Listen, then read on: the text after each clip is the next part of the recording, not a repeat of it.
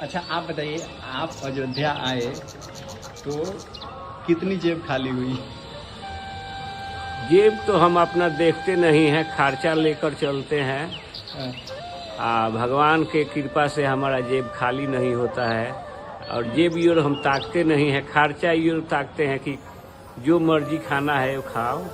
अच्छा एक और प्रश्न करते हैं, अगर आपको यहाँ पे फ्री में एक चीज़ मिल जाए तो आप क्या लेना चाहोगे? कोई भी एक चीज़ फ्री में मिल रहा है।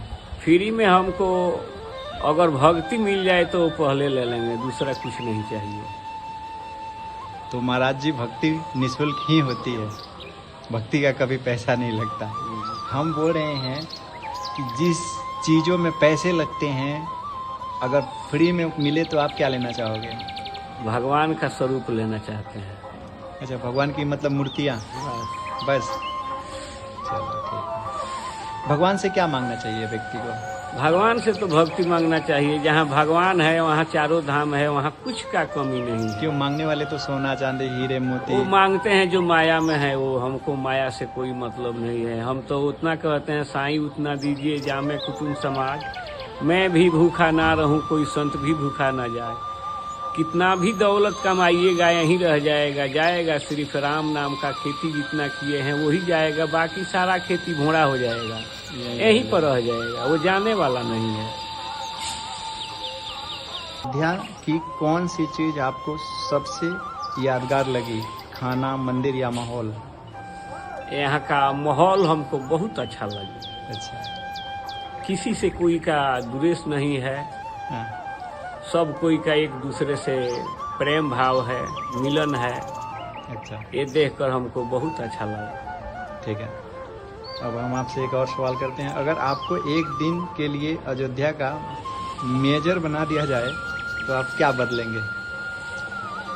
हम तो मेजर लायक है नहीं, फिर भी अगर बना दिया लेकिन यहाँ का सौर सफाई तो जरूर झाड़ू उठाकर करेंगे कि देखने में जानता को अपने हाथ से करेंगे? अपने हाथ से करेंगे, क्या कि बात है। जानता को देखने में लगे कि हाँ सफाई हुआ है। आपका विचार वाकई बहुत अच्छा लगा और वाकई आप भगवान के भक्त हैं, राम भक्त हैं। आपको दिल से नमन। जय श्री राम। जय श्री राम। आप हमें ये बताइए, आपको अयोध्या में सबसे अच्छा क्या लगा? अयोध्या में सबसे यहाँ हमको वातावरण अच्छा लगा, जो राम धुन चलता है अच्छा 24 घंटा, हाँ। ये सुनकर तो हमको और आनंद आता है। इससे आनंदित तो दुनिया में कुछ है ये नहीं है। अच्छा जहाँ राम का नाम चलता हो उससे बड़का धाम कहाँ है कहीं। चलिए एक अच्छा सा सवाल करते हैं आपसे, अगर भगवान राम आज आपके सामने आ जाए तो आप उनसे क्या मांगोगे?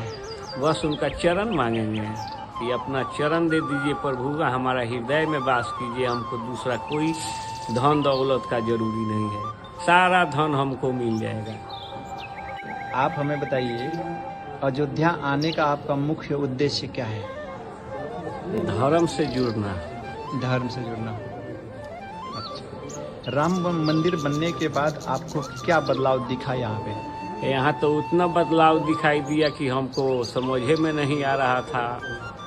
हम 2 में आए थे यहाँ, उस टाइम तो रोड कच्ची थी और इस टाइम तो बहुत बदलाव हो गया है, माने 100 गुना आगे।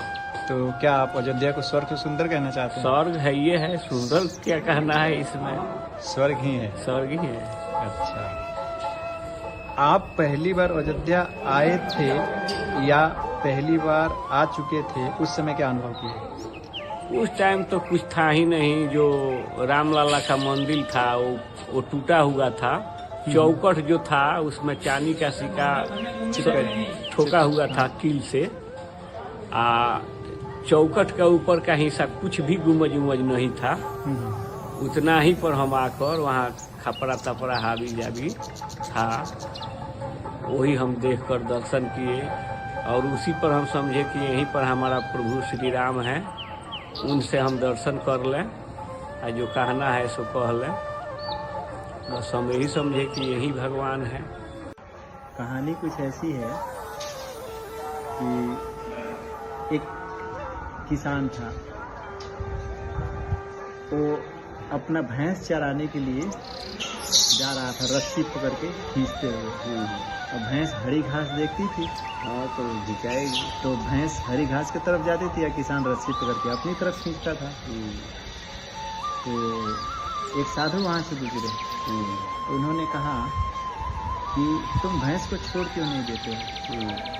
तो उसने बोला कि भैंस को छोड़ दूंगा तो भैंस भाग जाएगी। तो उन्होंने बोला भाग जाएगी तो तू आज़ाद हो जाएगा। हाँ। उसने बोला माया इतना आसान है क्या? तो ये बताइए कि माया आसान है या इंसान का स्वार्थ इतना जटिल है कि इंसान अपना स्वार्थ छोड़ नहीं पाता? माया प्रबल है, माया वो प्रबल जब है। छोड़ दे ना, माया तो कभी नहीं छोड़ेगी, मनुष्य ही माया को छोड़ सकता है, मानते हैं? लेकिन वो मनुष्य, बाबा ने कहा कि भैंस को तू छोड़ क्यों नहीं देता? भैंस घास की तरफ तो भागेगी, तो खींच रहा है, ये तेरी कमजोरी है। तो बाबा गलत है यहाँ पे? ना बाबा गलत थोड़ी, नहीं है। तो इसका मतलब कि वो किसान गलत है।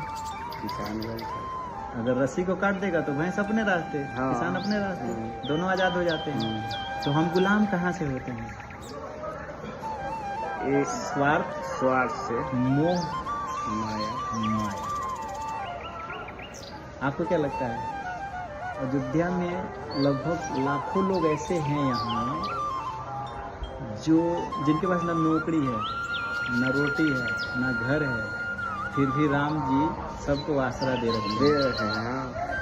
यहाँ कमी कुछ का नहीं, कुछ की कमी दिख रही है? नहीं। और आप कहोगे कि बाल बच्चे, तो मैं बोलूँगा पारिवारिक लोग यहाँ रह के खाते हैं। आज हम ट्रेन से उतरे, उसके बाद में एक बुढ़िया माई भेंटा गई बलिया से। अच्छा, बलिया से। हाँ, उनका नैहर है चैनपुर, देखते हैं आप? चैनपुर, हाँ।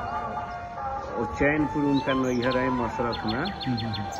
उनका बेटा पर तो 2 झोला धरा दी, उसमें कपड़ा लाता, थोड़ा चावल आटा रख दी। उनके पास 9 बीघा जमीन, 15 बीघा जमीन। अब 15 बीघा जमीन होते हुए बेटा पतो उनको घर से विदा कर दिया। उनका झोरा ढोकर हम ले जाकर जो नया नया घाट बना है वहाँ पर पहुँचाए, तो भैया माई बोली कि हाँ बेटा हम आ गए सरवन, अब तू जाओ, हमें यहाँ से अब अपना आश्रम पर चल जाएगा। बताइए, जब आप गांव से चले थे तो आपके मन में क्या क्या विचार आया था अयोध्या से संबंधित? हमारे मन में यही अभ्यास आया था कि अयोध्या घूमेंगे, घूमकर देखेंगे कि कितना बदलाव हुआ है पहले से। नारायण के दर्शन हो जाएंगे। हाँ, और नारायण के दर्शन कर लेंगे, इसी उद्देश्य से हम चले हैं। अच्छा, और कुछ जो बाकी हो? बाकी ये है कि कोई संत महात्मा के लिए कुछ ले जाएंगे।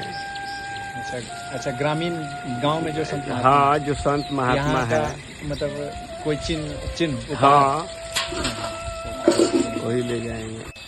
आपके लिए भगवान राम का सबसे बड़ा संदेश क्या है? भगवान राम का संदेश यही है, सच बोलना, सच चलना, कोई गरीब का सेवा करना, साधु संत का सेवा करना, उससे बड़ा उद्देश्य तो कोई नहीं है।